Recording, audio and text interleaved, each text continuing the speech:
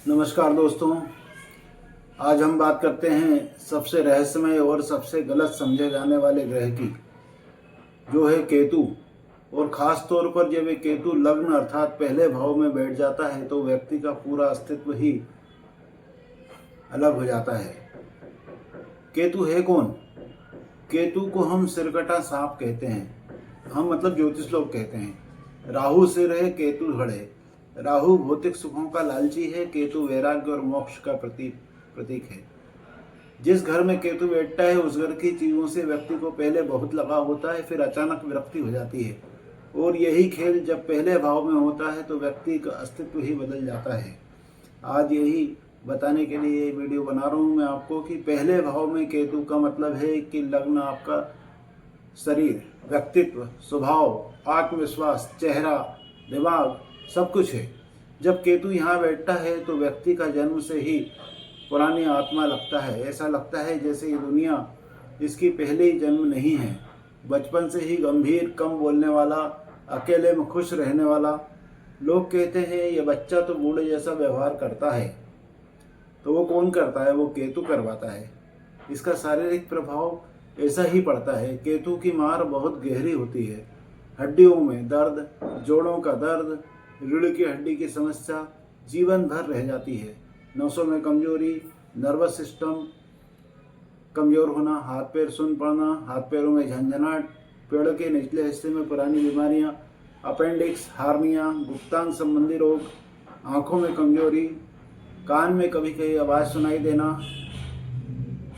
वास्तव में वो होती नहीं है, आवाज़ सुनाई देती है, मगर चर्म रोग, एलर्जी, शुगर की शुरुआत भी केतु से ही हो सकती है। सबसे खास बात है व्यक्ति को डॉक्टर भी अक्सर बीमारी नहीं समझ पाए ऐसी बीमारी हो जाती है। जांच सारी निर्मल आती है, नॉर्मल रहेगी पर दर्द होता रहेगा। यही केतु का रहस्य है।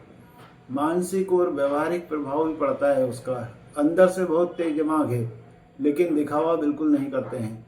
दुनिया की चमक दमक में इनकी रुचि बहुत कम होती है। केतु वाले जो है बिल्कुल सादगी से रहते हैं। अकेलापन इनको सबसे अच्छा दोस्त होता है। मन में हमेशा एक सवाल, मैं यहाँ क्यों आया?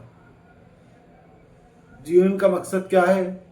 झूठ, दिखावा, चापलूसी केतु वालों को बर्दाश्त नहीं होती है। कभी कभी गुस्सा बहुत तेज आता है, फिर तुरंत शांत हो जाता है।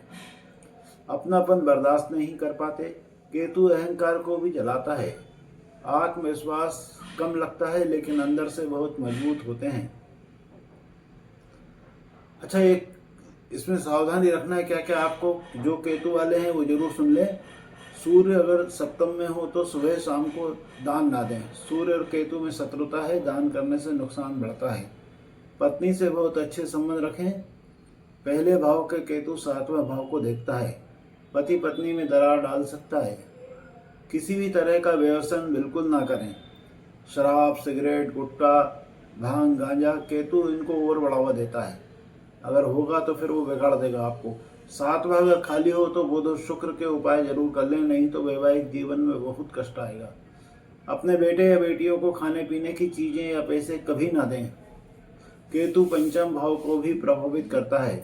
संतान से धोखा या नुकसान हो सकता है। सबसे प्रभावी में 3 उपाय इसके आपको बता देता हूँ जो कि 100% काम करते हैं। आप बंदर को गुड़ खिलाइए हर मंगलवार को और शनिवार को। 100-200 ग्राम गुड़ बंदरों को खिलाते रहिए। केतु का सबसे प्रिय उपाय है केसर का तिलक रोज करिए। सिर पर, माथे पर केसर का तिलक लगाइए और ओम कैम केतवे नमः 108 बार जपिए। आत्मविश्वास बढ़ेगा, नकारात्मकता दूर होगी।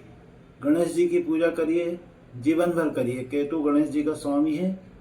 रोज वक्रतुंड महाकाय या ओम गम गणपते नमः का जाप करिए। सारी बाधाएं अपने आप दूर हो जाती है।